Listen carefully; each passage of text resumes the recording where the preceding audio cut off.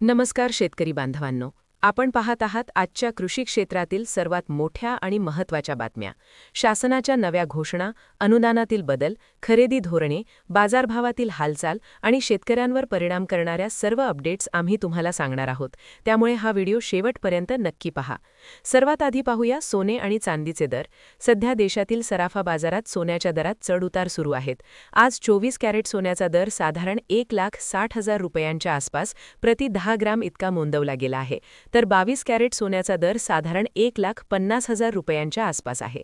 गेल्या काही दिवसांपासून आंतरराष्ट्रीय बाजारातील बदल, डॉलरची स्थिती आणि गुंतवणूकदारांची वाढलेली मागणी यामुळे सोन्याच्या दरात सतत हालचाल दिसून येत आहे.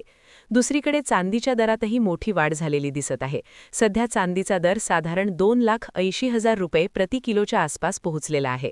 त्यामुळे गुंतवणूकदारांचे लक्ष पुन्हा एकदा सोने आणि चांदीकडे वळलेले दिसत आहे. रोहित पवारांनी उपस्थित केलेल्या शंकांबाबत पार्थ पवार यांनी पहिल्यांदाच प्रतिक्रिया दिली आहे. उपमुख्यमंत्री सुनेत्रा पवार यांच्यासह पवार कुटुंबीय लवकरच पंतप्रधान नरेंद्र मोदी यांची भेट घेणार असल्याची माहिती पार्थ पवार यांनी दिली आहे. या भेटीत राज्यातील विविध प्रश्नांवर चर्चा होण्याची शक्यता आहे. आता शेतकऱ्यांसाठी अत्यंत महत्त्वाची बातमी. प्रधानमंत्री सूर्यघर मोफत वीज योजनेच्या नियमांमध्ये महावितरणने मोठा बदल केला आहे. नव्या नियमांनुसार सोलर प्रकल्पाची क्षमता ही ग्राहकाच्या मागील 12 महिन्यांच्या सरासरी वीज वापरावर ठरणार आहे. त्यामुळे मनाप्रमाणे मोठ्या क्षमतेचा सोलर प्रकल्प बसवण्याचा मार्ग आता बंद झाला आहे. या निर्णयामुळे ग्राहक आणि सोलर विक्रेत्यांमध्ये संभ्रम निर्माण झाला आहे. दरम्यान आंतरराष्ट्रीय परिस्थितीचा परिणाम शेती निर्यातीवरही दिसून येत आहे. JNPT बंदरातून होणाऱ्या निर्यातीवर युद्धजन्य परिस्थितीचा परिणाम झाला असून सुमारे 5,000 कंटेनर बंदरात अडकून पडले आहेत. त्यामुळे शेतकरी आणि व्यापाऱ्यांना मोठा आर्थिक फटका बसत आहे. वाहतूक क्षेत्राबाबत मोठी अपडेट आली आहे. विविध समस्यांमुळे वाहतूक संघटनांनी पुकारलेला राज्यव्यापी संप आता मागे घेण्यात आला आहे. उपमुख्यमंत्री एकनाथ शिंदे यांनी वाहतूकदारांच्या समस्यांवर तोडगा काढण्यासाठी लवकरच पोलीस आणि परिवहन विभागाची संयुक्त बैठक बोलावण्याचे आश्वासन दिल्यानंतर हा निर्णय घेण्यात आला. ST प्रवाशांच्या सुरक्षेसाठी राज्य परिवहन महामंडळाने महत्त्वाचा निर्णय घेतला आहे. आता चालक आणि वाहकांची नियमित अल्कोहोल टेस्ट केली जाणार आहे. ड्युटीवर जाण्यापूर्वी चालकांची तपासणी केली जाईल आणि नोंद करूनच त्यांना कामावर पाठवले जाईल. नाशिक जिल्ह्यातील शेतकऱ्यांसाठी दिलासादायक बातमी समोर आली आहे. जिल्ह्यात सुमारे 3,000 शेतकऱ्यांच्या जमिनी सावकारी पाशातून मुक्त करण्यात आल्या आहेत. जिवंत 7/12 मोहिमेला चांगला प्रतिसाद मिळत असून हजारो 7/12 उतार्यांवरील सावकारी नोंदी हटवण्यात आल्या आहेत. राज्यात धर्मांतर विरोधी कायद्याला मंत्रिमंडळाने मंजुरी दिली आहे. जबरदस्तीने धर्मांतर केल्यास थेट अटक आणि 7 वर्षांपर्यंत शिक्षा होण्याची तरतूद करण्यात आली आहे. हे विधेयक लवकरच विधानसभेत मांडले जाणार आहे.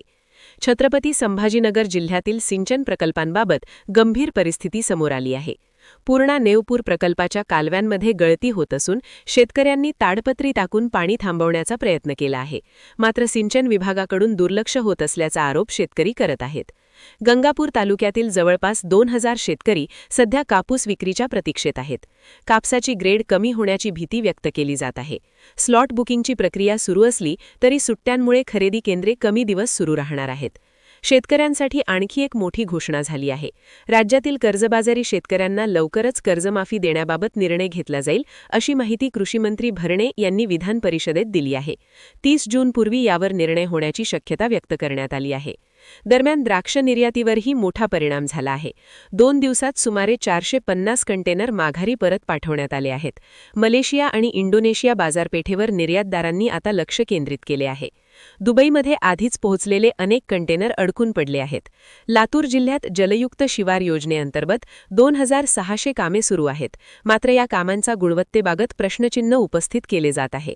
नाशिक जिल्ह्यात उन्हाच्या तीव्रतेमुळे कांदा आणि रब्बी पिकांवर संकट आले आहे. वारंवार खंडित होणाऱ्या वीज पुरवठ्यामुळे शेतकऱ्यांच्या अडचणी वाढल्या आहेत. छत्रपती संभाजीनगर शहरात 24 तास पाणीपुरवठा योजनेसाठी 450 कोटी रुपयांची निविदा काढण्याची तयारी सुरू आहे. 2.5 लाख पाणी मीटर बसवले जाणार आहेत. राज्याच्या आर्थिक पाहणी अहवालात शेती क्षेत्राबाबत चिंताजनक आकडे समोर आले आहेत.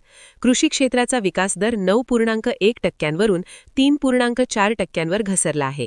अतिवृष्टी, पूर आणि निर्यात घट यामागील मुख्य कारणे सांगितली जात आहेत. पश्चिम महाराष्ट्रात खाजगी सावकारीचे प्रमाण वाढल्याचेही अहवालात नमूद करण्यात आले आहे. अनेक कुटुंबे सावकारीच्या जाळ्यात अडकत असल्याची चिंता व्यक्त केली जात आहे.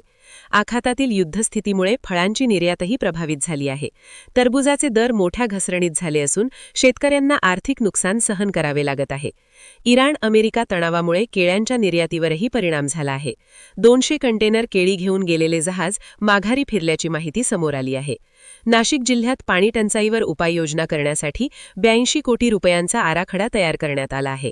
यात नवीन विहिरी, दुरुस्ती कामे आणि नळ योजना समाविष्ट आहेत. विदर्भातील सिंचन व्यवस्था बदलण्यासाठी वैनगंगा नळगंगा नदीजोड प्रकल्पाला सुरुवात करण्यात आली आहे. हा प्रकल्प पूर्ण झाल्यास सिंचन क्षेत्रात मोठा बदल होण्याची शक्यता आहे.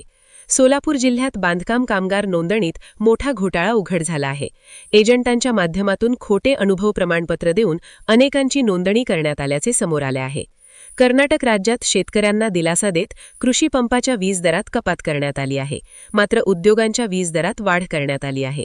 गोंदिया जिल्ह्यात धान्य खरेदीची मर्यादा पूर्ण झाल्याने सरकारी खरेदी तात्पुरती थांबवण्यात आली आहे. त्यामुळे 50,000 शेतकरी अडचणीत सापडले आहेत.